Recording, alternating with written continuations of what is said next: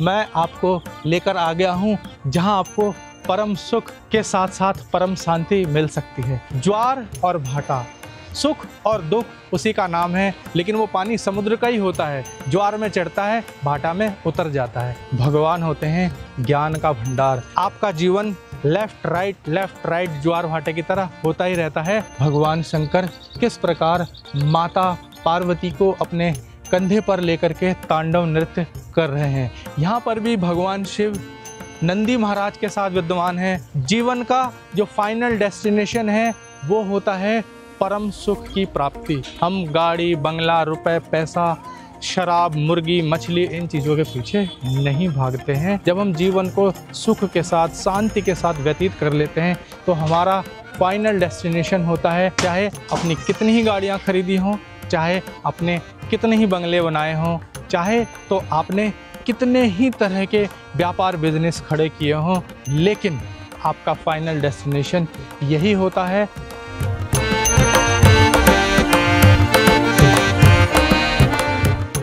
नमस्कार दोस्तों, एक बार फिर से आपका स्वागत है पश्चिम बंगाल के एक गांव से। मेरे लेफ्ट साइड में आप देख सकते हैं एक छोटी सी नदी। ये जो धारा है, इस धारा में इस समय भाटा चल रहा है। भाटा का मतलब जो समुद्र का पानी है, समुद्र वापस अपने में मिला रहा है। पानी दौड़ता हुआ समुद्र की तरफ वापस जा रहा है। कुछ घंटों पहले यही पानी समुद्र से बहुत ही तेज रफ्तार से चलता हुआ इस नदी के अंदर आया था। तो जीवन भी ऐसा ही है। ज्वार और भाटा, सुख और दुख उसी का नाम है। दोनों हमारे जीवन में एक बार बहुत तेज़ी के साथ हमारे जीवन में आता है और एक बार भगवान बहुत तेज़ी के साथ उसको वापस भी ले लेता है। अगर हम कोई भी चीज़ को अपना मान करके दुख में आ जाएंगे कि हमारे पास तो इतना सब कुछ था, भगवान ने वापस ले लिया, तो भी वो कोई बुद्धिमानी नहीं है। क्योंकि जैसे ज्वार और भाटा में समुद्र का पानी नदी में चढ़ता है, लेकिन वो पानी समुद्र का ही होता है। ज्वार में चढ़ता है, भाटा में उतर जाता है। ये सब चीज़ नेचर में हमेशा घटता रहता है। इन सभी चीज़ों को महसूस करने के लिए प्रकृति से घिरे हुए ग्रामीण क्षेत्रों में आना पड़ता है। मैं इस समय एक गांव में खड़ा हूं और मैं आपको दिखाना चाहूँगा। मेरे सामने इस नदी के ऊपर देखिए एक ब्रिज बना हुआ है ना। इस ब्रिज से आप लेफ़्ट की तरफ से आएँ चाहे राइट की तरफ से आएँ, ब्रिज को कितने ही बार क्रॉस कर जाएँ, आपका जीवन लेफ़्ट राइट ज्वार भाटे की तरह होता ही रहता है। लेकिन जीवन का जो फाइनल डेस्टिनेशन है वो होता है परम सुख की प्राप्ति। परम सुख कैसे प्राप्त कर सकते हैं वो भी मैं आपको दिखाऊंगा। बिल्कुल हमारे लेफ़्ट साइड में ही परम सुख की प्राप्ति का एक स्थान बना हुआ है। आइए मेरे साथ, वो स्थान मैं आपको दिखाता हूँ। दोस्तों, मैं आपको लेकर आ गया हूँ जहाँ आपको परम सुख के साथ साथ परम शांति मिल सकती है। मेरे पीछे देखिए भगवान शिव हैं। चाहे कोई भी भगवान हो, वो हम लोगों को सुख शांति देते हैं, हमारी बुद्धि को शुद्ध करके। भगवान होते हैं ज्ञान का भंडार।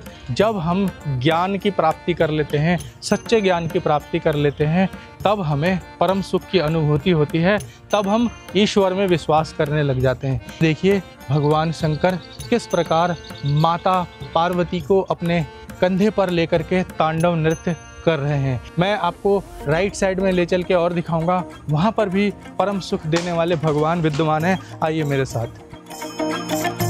तो दोस्तों, यहाँ पर देखिए, यहाँ पर भी भगवान शिव नंदी महाराज के साथ विद्यमान हैं और यहाँ पर भी हम देख सकते हैं भगवान शिव का परम पवित्र लिंग आकार। जब हम अपने बुद्धि को शुद्ध कर लेते हैं तो हम स्थिर हो जाते हैं और हमारा चित्त स्थिर हो जाता है।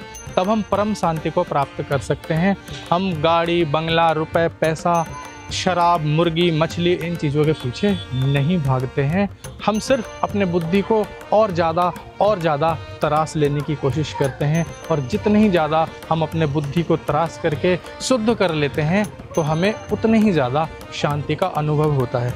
जब हम शांत हो जाते हैं तो हमारा फाइनल डेस्टिनेशन क्या होता है? जब हम जीवन को सुख के साथ, शांति के साथ व्यतीत कर लेते हैं तो हमारा फाइनल डेस्टिनेशन होता है, जो कि मेरे लेफ़्ट साइड में बना हुआ है, वो मैं आपको दिखाऊंगा। आइए, मैं जहां खड़ा हूं मेरे राइट साइड में ही आप देख सकते हैं, यहाँ पर बना हुआ है एक शमशान घाट, जहाँ पर बच्चे भी खेल रहे हैं।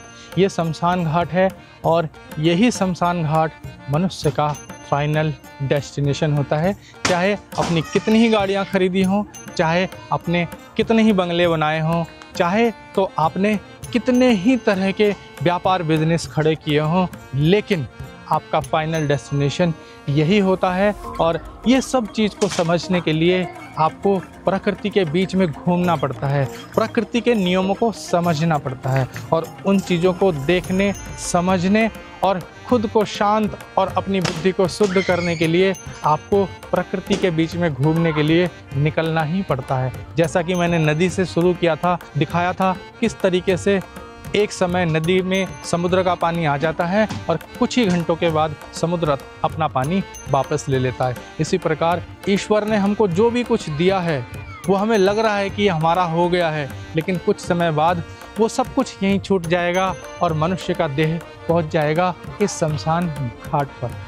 ऐसी समस्त चीज़ों को देखने के लिए, समझने के लिए आप मेरे साथ हमेशा जुड़े रहिए। इस वीडियो में इतना ही।